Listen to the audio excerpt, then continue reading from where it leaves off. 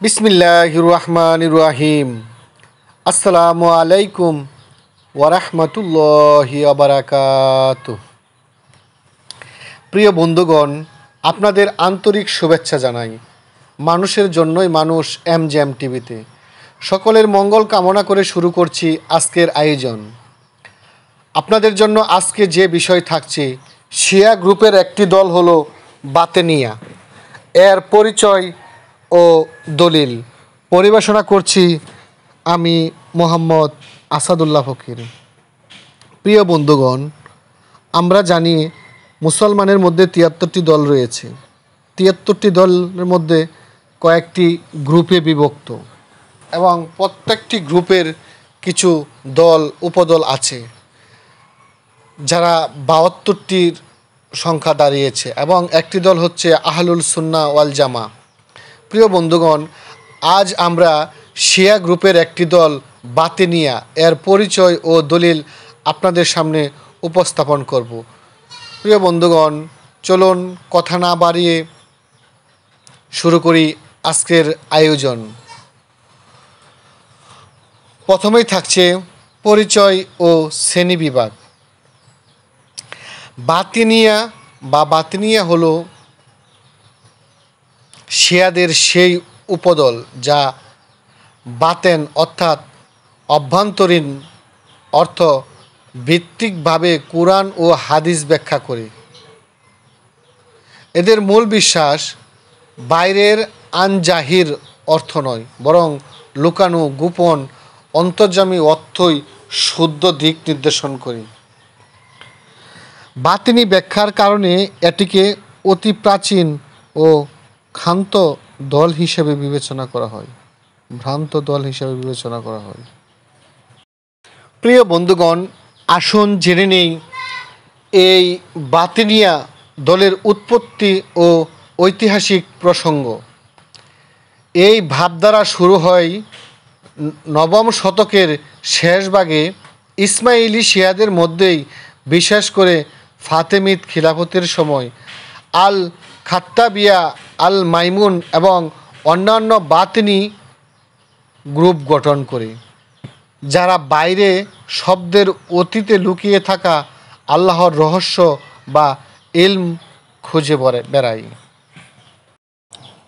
বাতিনিয়া সম্প্রদায়ের আকিদা ও ইলাহি জ্ঞানের ধারণা। বাতিনিয়া মনে করে কুরআনের প্রকৃত অর্থ বাতেন বা গোপন, বাইরের অর্থ মিথ্যা। বৈধ ঈমানের জন্য শুধু বাহিরের আনজাহির অনুসরণ নয়, গোপন ইলমে বাতেন জানতে হবে। এই ইলম শুধুমাত্র নির্দিষ্ট ইমাম বা তাইফাদের কাছে পাওয়া যায়, সাধারণ মুসলিমের জন্য হেফাজত নয়। কিন্তু কুরআন নিজেই ঘোষণা করে, আমরা তাকে সহজভাবে অবতীর্ণ করলাম যেন তুমি মানুষের সঠিক পথ দেখাও। সূরা নাম্বার ৭৯, ১৬ নম্বর আয়াত এবং ১৭ নম্বর আয়াত।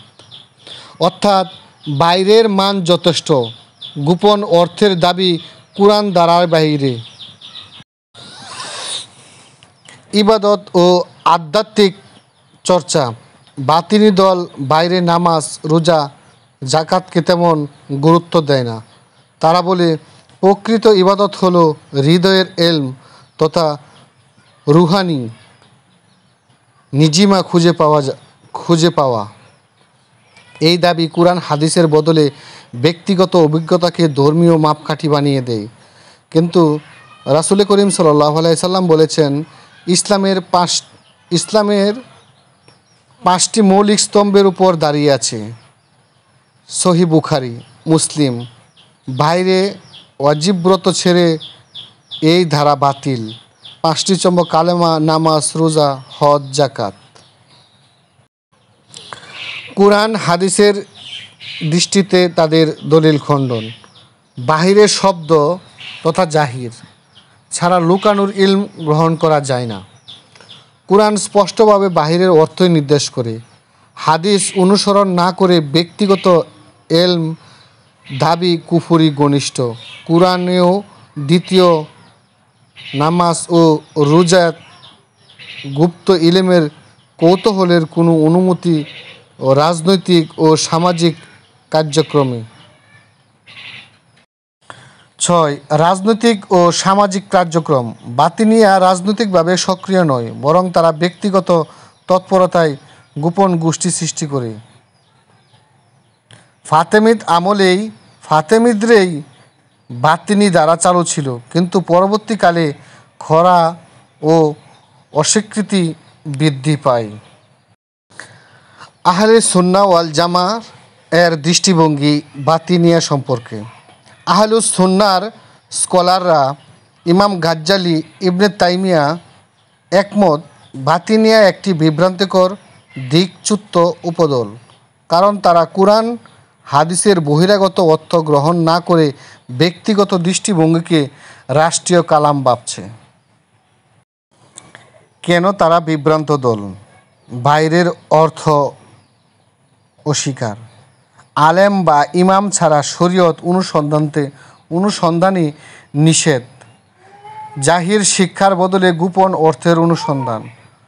কুরআনে নিজে ঘোষণা আছে, এই কিতাবে কোনো সন্দেহ নেই। সূরা বাকারা আয়াত নম্বর 2। আর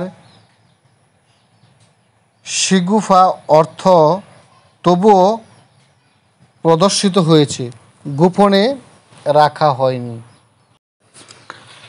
9. সমসাময়িক প্রাসঙ্গিকতা। আধুনিক কিছু সেক্ট যেমন আলায়ু বা সাফায়া, তাদের মধ্যে বাতিনি ব্যাখ্যা দেখা যায়। তবে তারা গণতন্ত্র ও আধুনিকতায় নিজেকে অভিযোজিত ধরেছে, কিন্তু এলম বাতিনের ভিত্তিতে ধর্মীয় আইন গঠন বজায় রয়েছে। উপসংহার: বাতিনিয়া শিয়ার একটি গোপনবাদী বিকৃত উপদল, যা বাইরের অর্থ অপসারণ করে গোপন অর্থকে উৎসাহিত করে। আহলুস সুন্নাহ ঐক্যমত, এরা বিভ্রান্ত, কুরআন হাদিস থেকে বিচ্ছিন্ন এবং ইসলামের মৌলিক বিশ্বাসের পরিপন্থী। নিজস্ব সম্পদে তারা ছড়ায় বিভাজন, ভ্রান্তি ও ভাবাবেগ নির্ভর ধর্মচর্চা।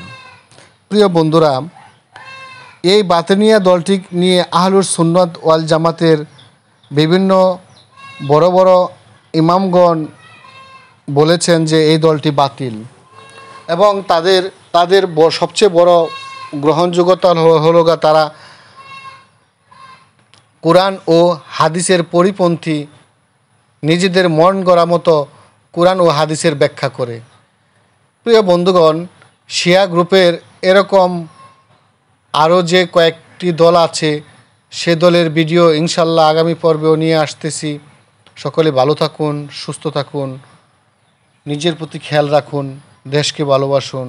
আল্লাহ হাফেজ। আসসালামু আলাইকুম ওয়া রাহমাতুল্লাহি ওয়া বারাকাতুহু।